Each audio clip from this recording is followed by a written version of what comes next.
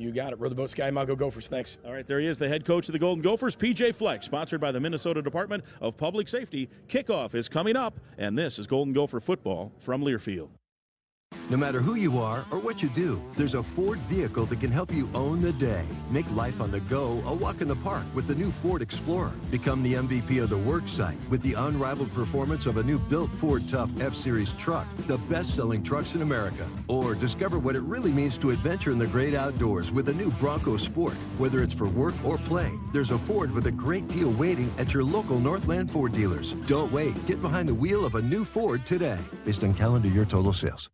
Gopher fans, make the most of your stay in the Twin Cities by choosing one of our Gopher Athletics preferred hotels. Courtyard Minneapolis downtown, Hampton Inn and Suites, Home to Suites University area, Aloft Minneapolis, and Days Hotel by Wyndham on University. Our preferred hotels offer convenient location, competitive pricing, and a wide variety of amenities to suit any Gopher fan. Visit gophersports.com/preferred hotels for more information and to book your next stay. Hotels participating in the Preferred Hotels program are proud sponsors of Gopher Athletics.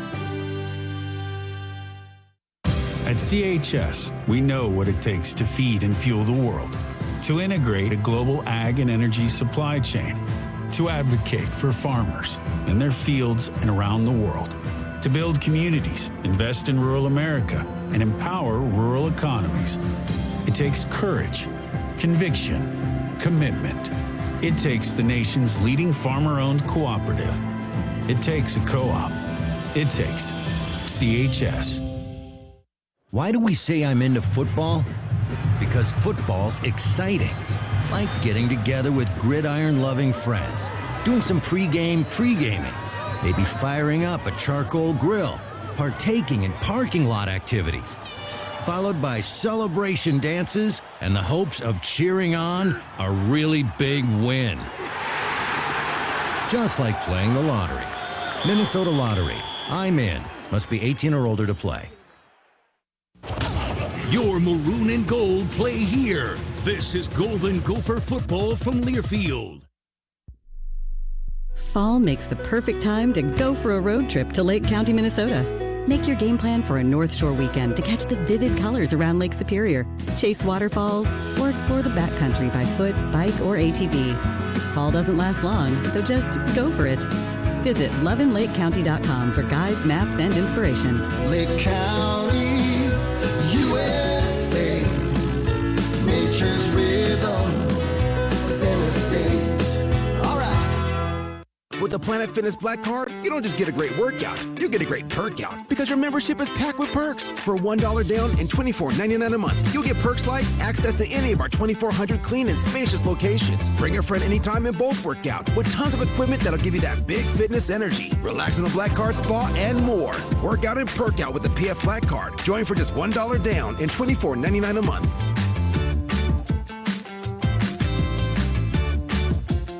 See Home Club for details.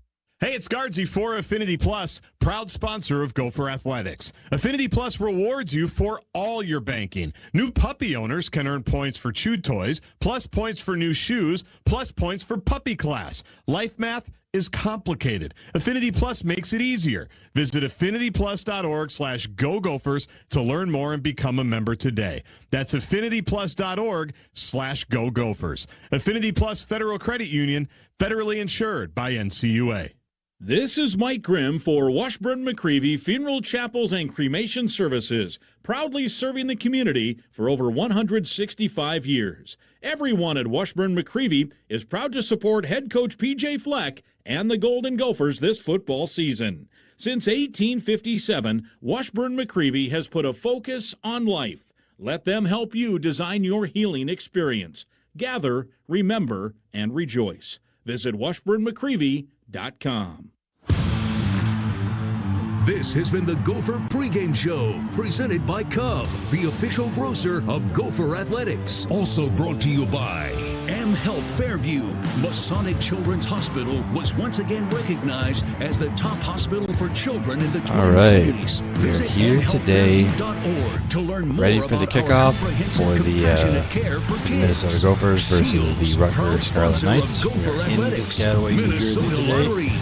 We're facing some familiar foes. We've got, if you're a longtime Gopher fan, you're familiar with Ethan Kaliak-Manis.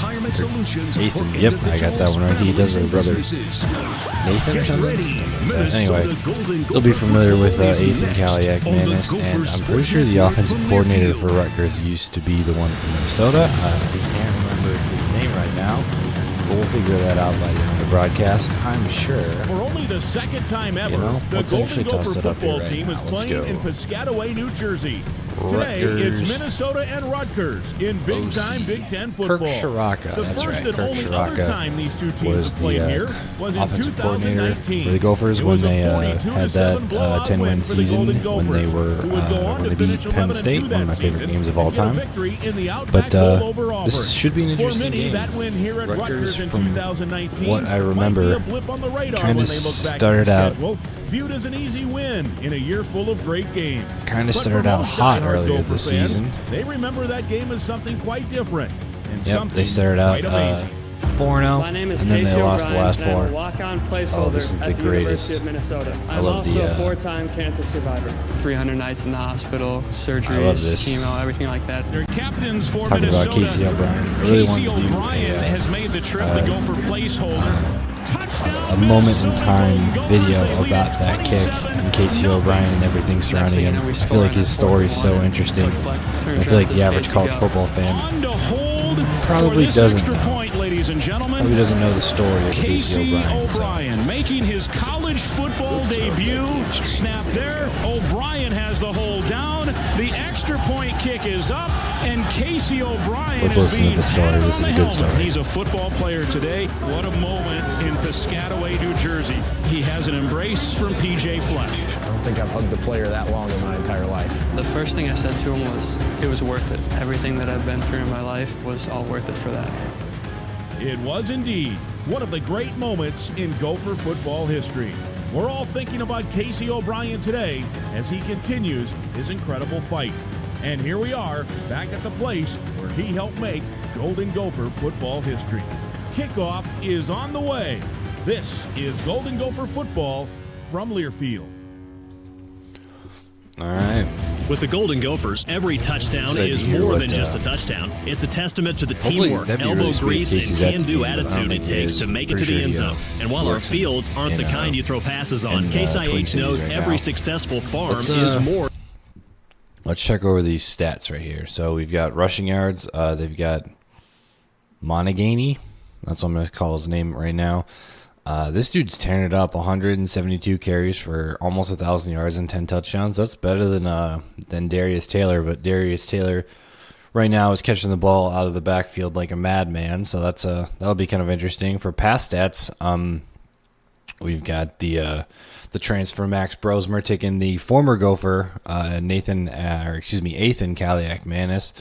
Ethan's got less yards, less touchdowns, and more interceptions. So I mean, I don't really know what to expect from Ethan this game. Not a whole lot, to be honest. My expectations are pretty low. I remember watching a little bit of this game or listening to a little bit of this game when they played Nebraska.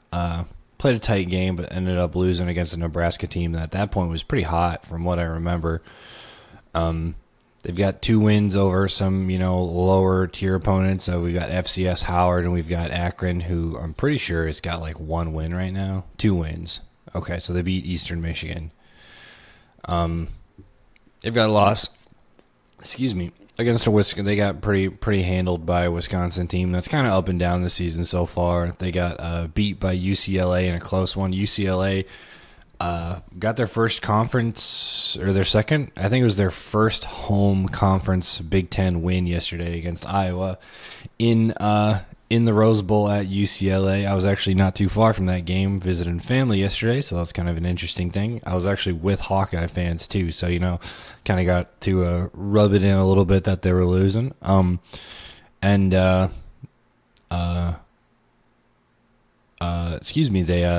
the Scarlet Knights lost against UCLA in a close battle against a UCLA team that's been kind of hot and cold.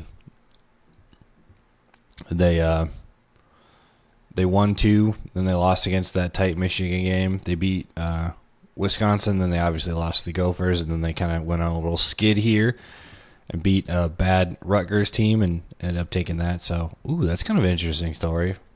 Let's talk about this for a minute. I'm going to keep that up for halftime. More at mncorn.org. 10 seconds on the Gophers Sports Network. All right, so we're right at kickoff right now. Let's go check around the league and see some. I want to check the schedule for right now.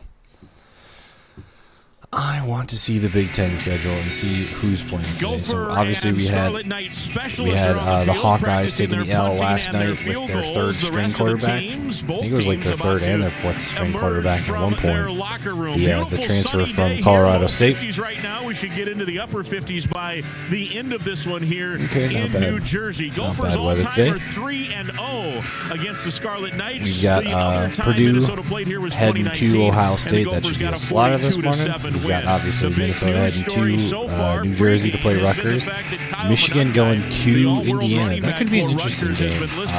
Michigan is, kind of in a weird position. They've lost 2 ranked games, but they beat their rival. They obviously beat Minnesota, and they beat a hot UCLA team earlier this year. They played a not good game, but a competent. I don't even know if you consider competent 12 points competent, but they played a good Texas team earlier in the season, so I feel like this might be a test for Indiana. Indiana really hasn't played a whole lot of good teams this year.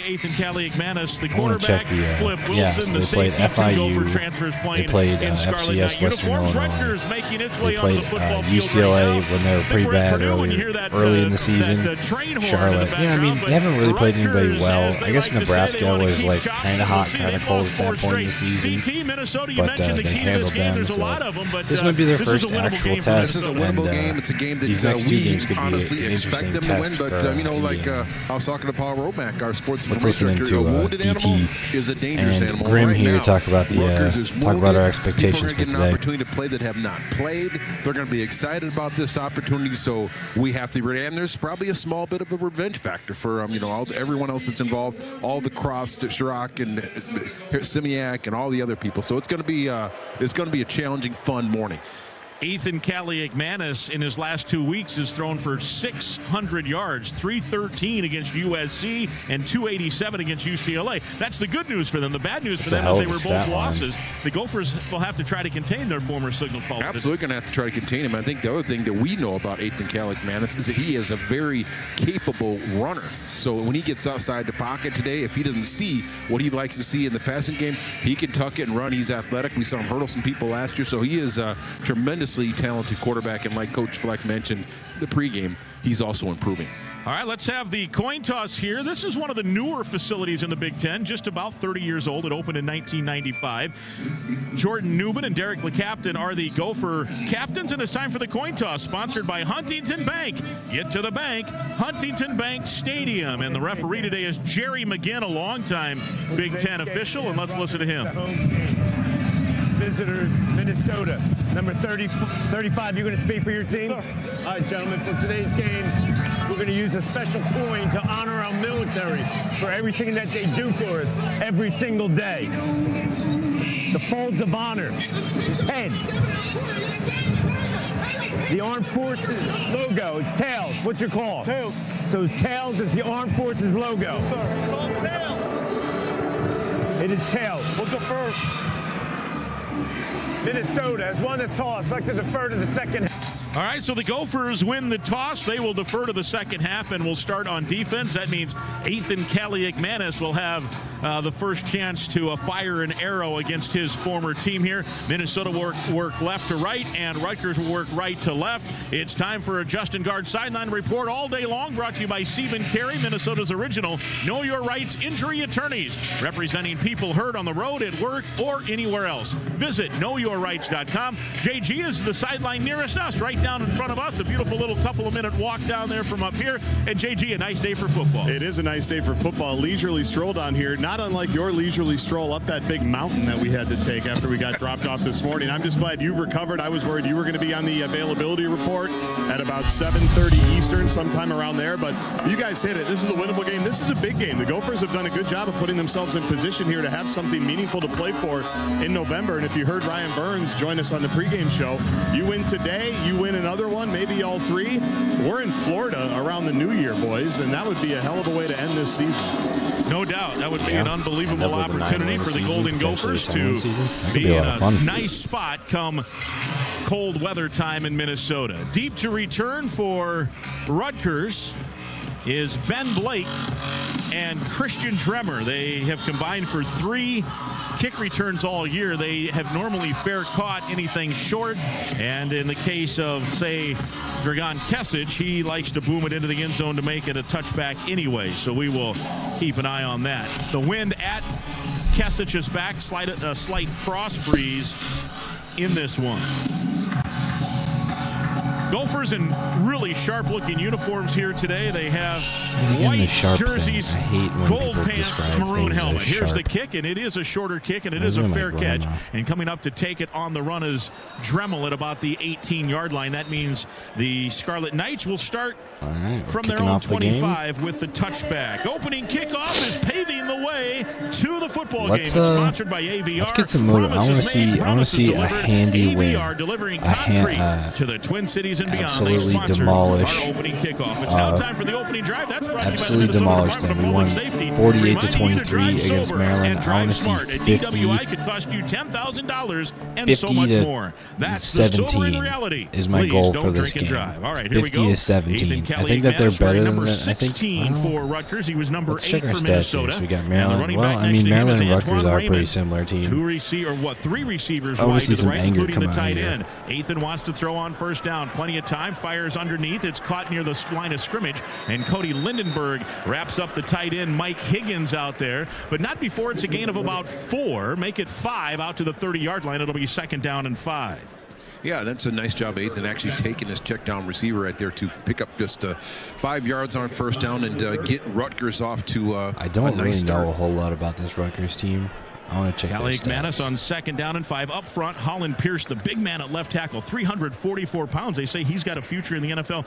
He lost almost 100 pounds as a walk-on to get in shape from years ago. Here's a crossing pattern, and Dremel on that run pass read option in front of Henderson makes the grab across the 45 out to about the 47-yard line. And we have seen that throw from Ethan a number of times, much of last year. And really when he was a redshirt freshman filling in for Tanner Morgan late in that year, we saw that pass zip for completions a lot. That is in his wheelhouse, the run pass option and firing that ball over the middle, and Dremel did a nice job of looking that ball in.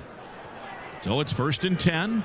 From the 47, Rutgers on a 4-game losing streak, and here's a handoff left side, and working his way into Minnesota territory is Antoine Raymond, the true freshman, and that's a gain of about 4 to the Minnesota 49-yard line. All right. Amongst those in on the stop, Devin Eastern for the Golden Gophers, coming in with 16 tackles on the season. East Coast game. Our defense got to settle Let's get down moving. and put some pressure on this Rutgers offense so far on this drive. They've been having their way. You need some penetration.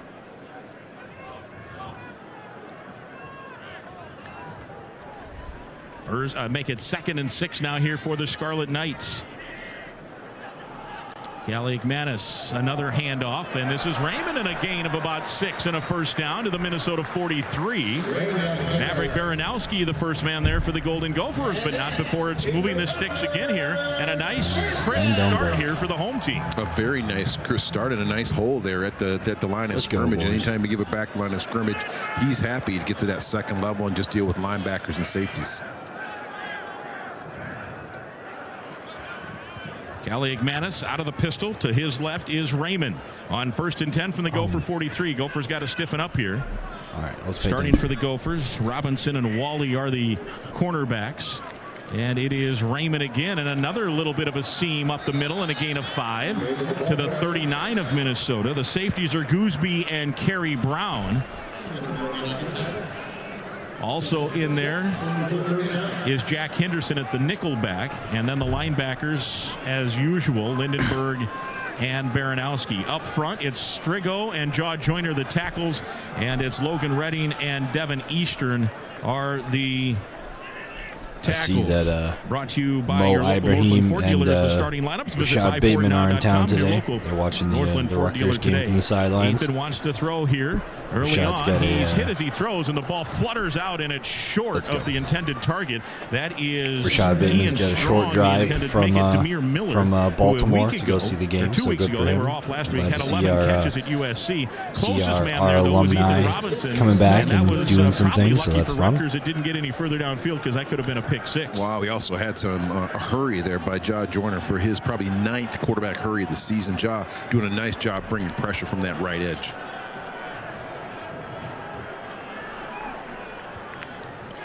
So a third down here, and on third down this season, Rutgers converting at 42% from the 39.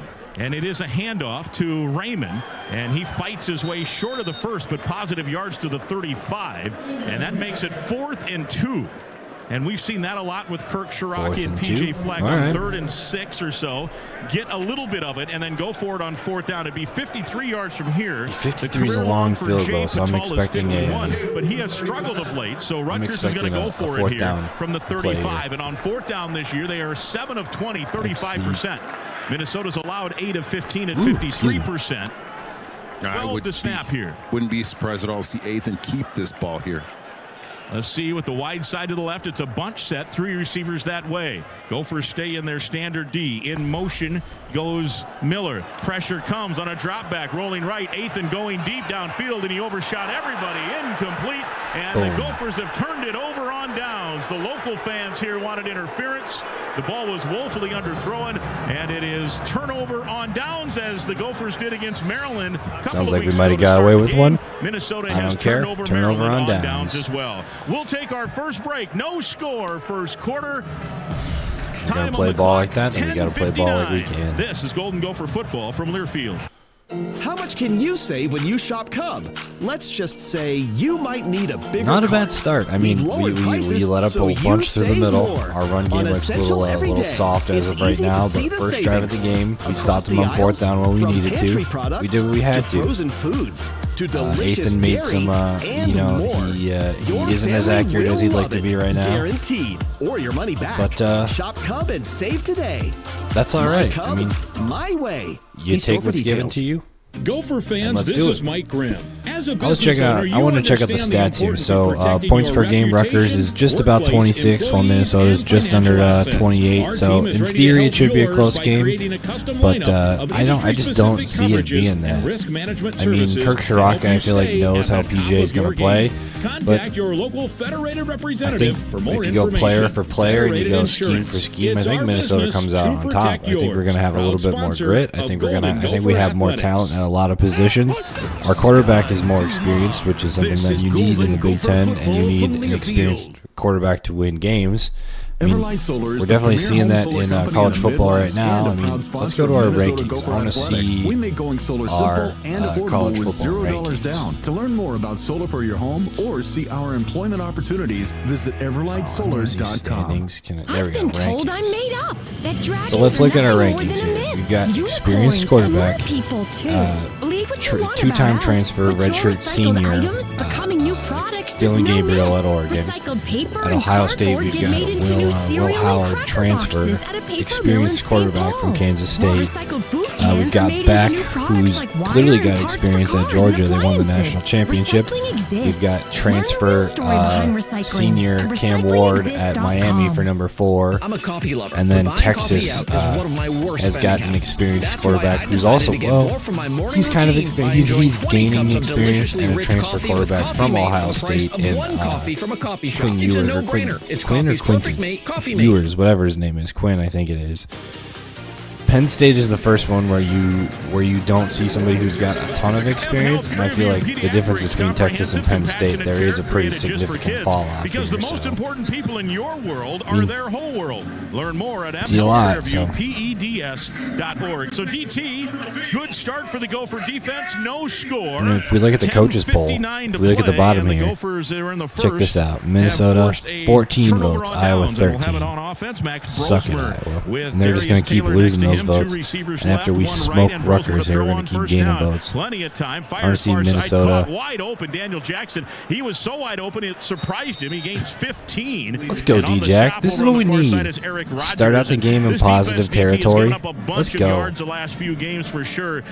434 to USC 2 weeks ago, 477 to UCLA 2 games ago, and Wisconsin put 550 on them on this field. So they've been injured, we know that, and Minnesota, I think, likes what they can maybe do through the air and through the ground here. Absolutely. When you're averaging giving up almost 400 yards per game, you certainly are excited about playing against them as an offense. 10:20 to go, first quarter, no score. Minnesota's first possession, empty backfield. Rosemer to throw over the middle, and it's incomplete. Lots of contact there. The intended target, Brockington, the linebacker, was in the middle. Let's go up front. So it sounds like they're going to let the defensive backs play and play a physical game, which I'm okay with. It's Big Ten football. It should be a tough conference to play in. It should be a physical conference. So I'm okay with that. Gears the tight end. Jackson, Spencer, and Brockington, the receivers, and the running back is Taylor, who has a toss sweep to the right, waiting for a hole to develop, sneaks outside and has a couple. Has a good job defensively is Tyrene Powell, their oft-injured linebacker who's playing today, submarined him to bring up a 3rd and 8 after a gain of 2. Yeah, and we see a lot of times Darius Taylor stringing that ball out to the perimeter, Rutgers, trying to wait for his blocks to pick up, and they're on that play. You're right.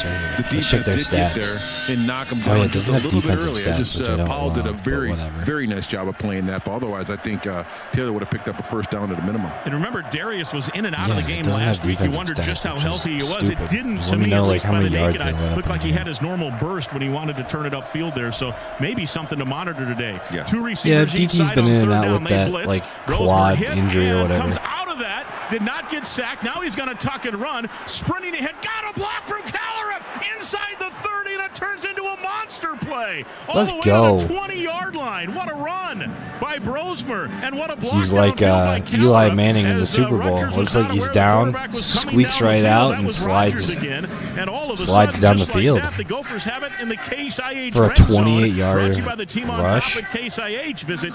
Max Brosmer has currently got more rushing yards than passing yards. I didn't know he had there. I also think that Rutgers was in man defense, everybody to their back, and he just was like, everyone's running the opposite direction. I'm going to continue running that direction, and picks up a humongous chunk of yardage. 28-yard pickup. Again, he steps out of a blitz, rolling left, going to tuck and run again, and he has yardage inside the 20 to the 18. Could have been a horrible sack. He gains 2.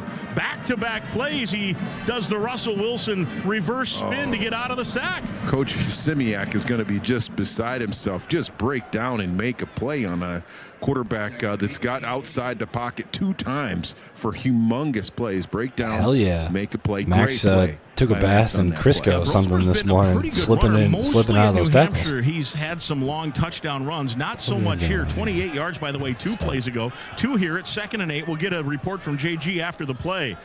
2 tight ends to the right and kind of a bunch set over there. The H-back is Bierman, and it is a play action. Back to throw is Brosmer. Pressure comes, flush from the pocket, and he throws it away, and it did get crossed the line of scrimmage, I think. Now the line of scrimmage extends beyond the out-of-bounds marker. The head linesman's coming in and looking at it. And let's listen to the announcement. There's no foul for intentional grounding. The quarterback was outside the pocket, and the pass crossed the line of scrimmage. Yeah, I think just barely, but it was out of bounds when it crossed, but that's legal. All right, let's go to JG. Yeah, I'm actually right by the down marker here, and it did come in on my side of it. Just on that Nick Callerup block, guys, he was actually behind the defensive back and had to kind of shift in real time to get back in front of the defensive back to make it a legal block. That was just a heck of a heads-up play by him. Another 3rd down here for the Gophers now. 3rd and 8 after the incomplete. Straight handoff to Taylor right side. He's got a seam inside the 10 to the 5. Diving forward. Touchdown. Well, there's a burst. We monitored it, and we monitored it right into the end zone with him. Exactly. Monitored, and honestly, he actually looked like he's a little bit tender getting in there. That's the way you start the game. Hopefully. He's all right, but a great run there, and actually even you have your quarterback by the do what he needs to do. You have a good play by a wide receiver. Doing a nice job of giving the running back line. Max is sliding in and out of tackles. He made the throw that he needed to. He threw the ball away when he needed to. The 9th touchdown. And taking a look DT at it, takes it into the end zone. As he dove, did his knee hit near that goal line before the ball crossed. Give it to him. As it stands for the moment, it's an 18-yard touchdown run. Two Give him long that runs touchdown. on this drive, the Excuse me. 18-yarder for the touchdown and then the 28-yarder for Brosmer, and they continue to look at it here. They've not gotten the thumbs up yet. It does look pretty close, Mike. It does look like there's a small chance that that could be at the 1 yard line. Let's listen. This play. Previous plays on the further review. All right, so this review is sponsored by Planet Fitness. The officials are going to make a judgment, but you won't be judged at Planet Fitness. Home to the judgment-free zone. Go to planetfitness.com to learn how you can join the judgment-free zone. We haven't had a clean look at it yet here on our TV monitor. 7:56 to go first quarter. Let's take a look now as they show it. He gets hit at about the 2, dives forward. Well, I don't see anything there that would overturn it. The side judge was kind of in the way. Here he's diving forward, left hand down, elbow down, but by the time the elbow hits, the ball is across the line. I don't know why they stopped this play. There's nothing there that we see that should indicate this is short of the goal line. His elbow definitely hit near the goal line. This is the one time where I hate being a radio listener. I 100% could be watching this game on NBC. Obviously, I mean, it's an over-the-air channel. But, like, I just want to be able to see it, and I want there to be a little highlight on here. And I don't think that there's is there an NBC Sports? Well, if you're out of town and want to keep up with live college sports, be sure to download the free Varsity Network app, available for both Apple and Android. Listen to college sports NBC live spots. with the Varsity Network app. The referee, by the way, is Jerry McGinn. The replay official is a former referee, Thomas Kissinger. Boy, they're taking a long time here. This should not take this long, based on everything we have seen. Maybe they have highlights or something on here. No, this app is garbage. The rolling on the field is confirmed. Yeah. Let's go. So it is a touchdown. 18 yards for Taylor, his 9th score of the year. Okay. A 7-play, 65-yard drive. It covered 3:03. The drive summary sponsored by Affinity Plus. With this and all scoring drives this season, Affinity Plus donates $150 to Special Olympics Minnesota. And the Gophers are in the end zone with their first touchdown of the game. If all right, Gophers are in the end zone. Say I'm in and play the Minnesota you know Lottery. What that means. Taylor says he's in, and the Minnesota Golden Gophers lead at 6-0. I want to hear the Dragon. Extra the point Kesic coming here kick first. on the way from Dragan Kesic. He's 29 for 29. Oh, low snap, picked up off the deck and put down, and he missed it. Jesus. But that was a poor snap. That's not a great start. Ellen Sukup, the long snapper, rolled it to Crawford. It bounced right at the spot the snap would be. Crawford did a good job to let's get get the it long in place. snapper doing and his snaps. The kick was, let's get things did it hit moving. The upright? I couldn't tell. I think it and did. Let's get going. Yeah. So no good on the. No good. We got 6 points. Good touchdown. Need to execute next time, and maybe that gives us the opportunity to go for a 2-point conversion, do something a little fun. Let's listen to the old rouser. We got ourselves 6 points on the board.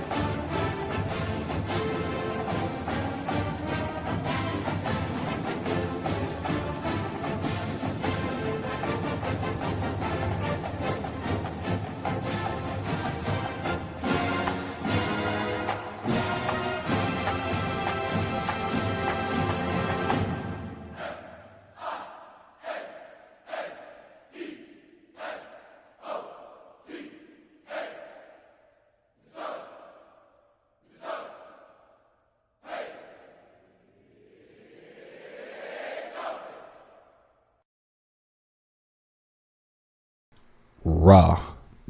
All right, pretty good first drive. Wish we could have converted that field goal. I want to check the Maryland game and see our scoring summaries. I feel like we're gonna see a pretty similar pattern here. I feel like we're gonna get up pretty big in the first half. I hope to see another interception return for a touchdown. Maybe instead of Justin Wally, we'll get a Coy Parrish. Get some Coy action in there and get a little bit of revenge on the old OC, the old quarterback. So that could be fun. Enjoy more of the holidays with your loved ones when you take cooking off your plate. So, in our biggest win of the season so far, we won 48-23 against where Maryland. we live and work is at the heart of what we do. Go back That's why and we're watch proud to and partner listen to with that Gopher game. That was Sports on Goldie's a fun Family. game. At every Gopher home game, Goldie's Family gives a family staying at the Ronald McDonald we start House out that an game exclusive game day with a experience. Daniel By Jackson supporting our pass from youth Max and their Brosmer families, at the 10-minute RBC mark. Wealth Right now we've Management got strives a to run make at tomorrow 8 better for everyone we're, in our we're starting out in a pretty RBC similar Wealth mark. Management, a division of that RBC could be Capital Markets LLC, member I feel like NYSE, we might FINRA, be SIPC. in this, in this ballpark. I imagine we'll be. I don't know. I'm feeling good about this game. I imagine we'll have a little bit more than Minnesota than 48 with a to be 6-0 lead, a honest. nice Or opening at least hopefully drive, they have less 18-yard than touchdown 23. by Darius Taylor. The key play in the drive was a third down. We're just so familiar with Kirk Shiraka and how he wants to play ball, and we're so familiar with Ethan Kaliak-Manis and how he wants to play ball. So I feel like there's a lot of positivity for the Gophers in this situation. So decent start, good start. Could have been a great start if we would have gotten from, if we would have hit that kick. And it's 6-zip. Kesich will approach, and But, he kicks a high booming kick this We're time. gonna be good to go. And another fair catch backpedaling into the end zone is Rutgers, and it will be a touchback. And Rutgers, after turning the ball over on downs in Minnesota territory on its first possession, Kaliak-Manis was 2 for 4 for 22 yards passing. Raymond was 4 carries, 18 yards. They will get another All opportunity. right, let's hope I want to see our defense put up a little bit more effort and put up a bit of a better stand this game, or this drive rather. Excuse me, not this game. Almost 5 yards a carry, 4.5 yards a carry, and then they ask for a couple of passes. One was deflected, nearly intercepted. The other on 4th and 2 was a throw about 25 yards downfield that almost was uncatchable. I think one of the hardest things to do as an offensive coordinator is sometimes to stick with what's working when you already have a plan. Daimir Miller in motion, handoff left side, and that is Raymond, and he gets tripped up. Maybe his own man tripped him up. A gain of 1. There was a sliver of space there. The crowd that could have turned into a lot of space. It was, I don't know he who got a popped hand or on something. that. I don't know if it was his own guy, friendly It was fire. his own tight end. Yeah, it was Right. the tight Tripping end over some ankles, on not that play. It would have been Logan amazing Blake, start. Yeah, the backup tight end. Yep, his right leg went out and tripped his own man. Otherwise, that would have probably happens, though. popped We'll for a be 6 just to fine. 10-yard gain here.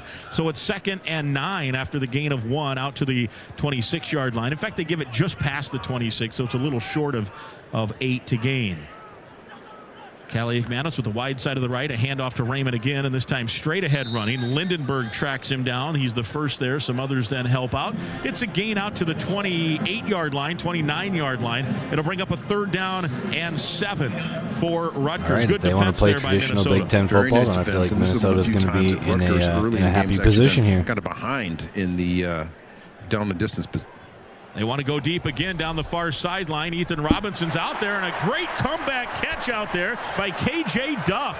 Robinson was not aware where the ball was, and inside the 35 to the 34. Kaliak-Manis is kind of an enigma in that regard. He's amongst the country's leaders in hard big play conversions, and then amongst the country leaders in poor passes that should have been intercepted. That's one of those balls that you throw at at recess when you just throw the ball up into the pile and hope that someone comes down with it. That is when you threw it there. That wasn't a 50-50 ball. That was go up and get it and see who wants it the most. Throwing, they did most there. 90-10 Raymond's ball. got a nice little move outside, staying on his feet. Make that Franklin, his first carry of the season.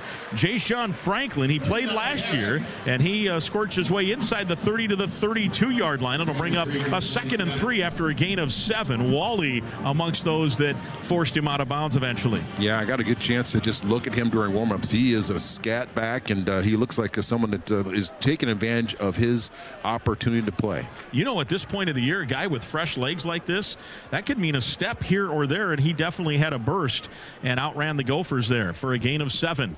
Kaliak-Manis wants to throw on 2nd short, looks right, throws right, has a man in stride inside the 10 and down to the 7. That's Daimir Miller. We mentioned he had 11 catches in their last game at USC for 131, and that's that slant over the middle, and he's hit on it a couple of times. And at first and goal, Scarlet Knights at the 7. And Daimir does come in as their leading receiver, 37 catches, almost 500 yards, and well over that right now. Feeling good about his and Ethan Kaliak-Manis' relationship. Wide to the right goes Duff, who made the long contested catch against Ethan Robinson, who got spun around.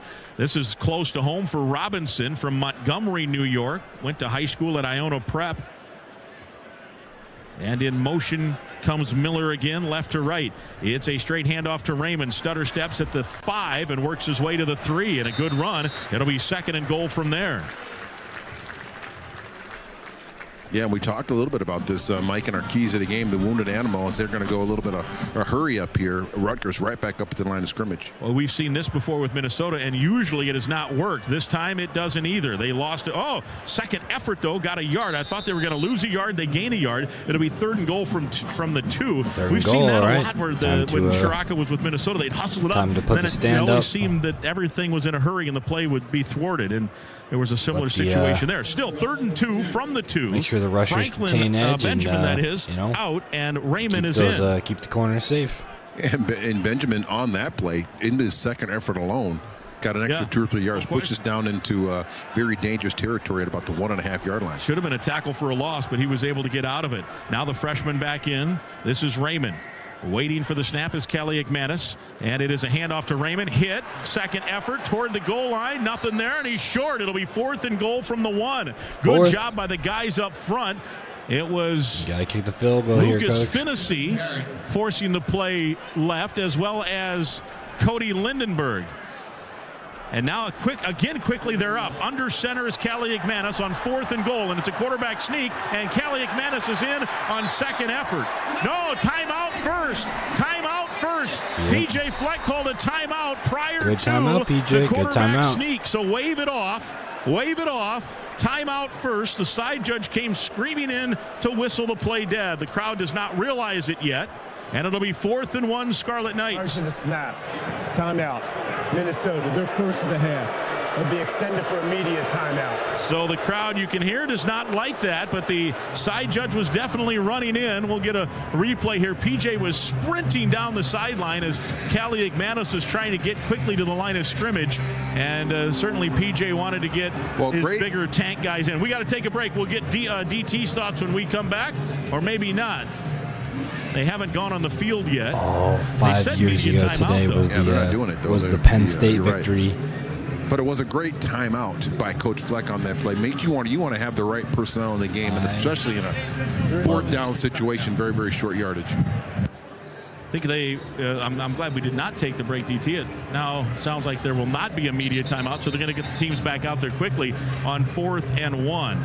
So certainly you wanted to get the big bodies in there. My PJ saw it. Popped and up. so the muscle package, so to speak, game. will go in. And if you're Greg Schiano now without the hopefully Minnesota wins. Yeah, here, Minnesota definitely needs to pull out the dub here. The answer is no. I feel like they should. I feel like the only thing that's going to keep us from victory here today is Ethan and his like random explosive plays. We've seen it with the pass game so far. He's got 79 yards, and half of it came from that one 27-yard throw. So yeah, I mean, I think we have what it takes. We definitely have what it takes. No, it's play action and the throw over the middle, and it is a touchdown. And on the touchdown is Miller, his second just of as the year. I'm saying that, in front of Gooseby, the safety, Rutgers puts up their first points of the game. Hopefully they miss the field goal just like we did. But I feel like position by position we have better skill players and we have more consistent players. But I feel like Ethan is coming with a little bit of revenge here and is a little pissed off at PJ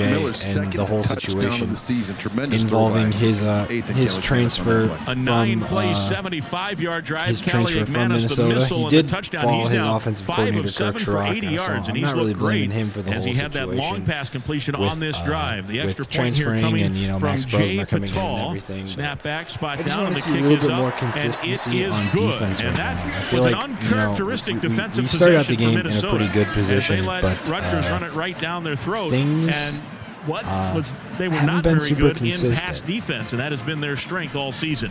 3:31 to go first quarter. Rutgers 7, Minnesota 6. This is Golden Gopher football from Learfield. Not an ideal start. Wouldn't it be great if every time you bought a cup of holiday coffee, I guess we're almost done with the first quarter here, but and wouldn't it be great if that were done other stuff at Holiday? Yeah, I mean, I don't love those explosive plays. If it wasn't for basically two plays, they would have been held pretty far back. They had that 37-yard pass to KJ Duff, then they had that 20-yard pass to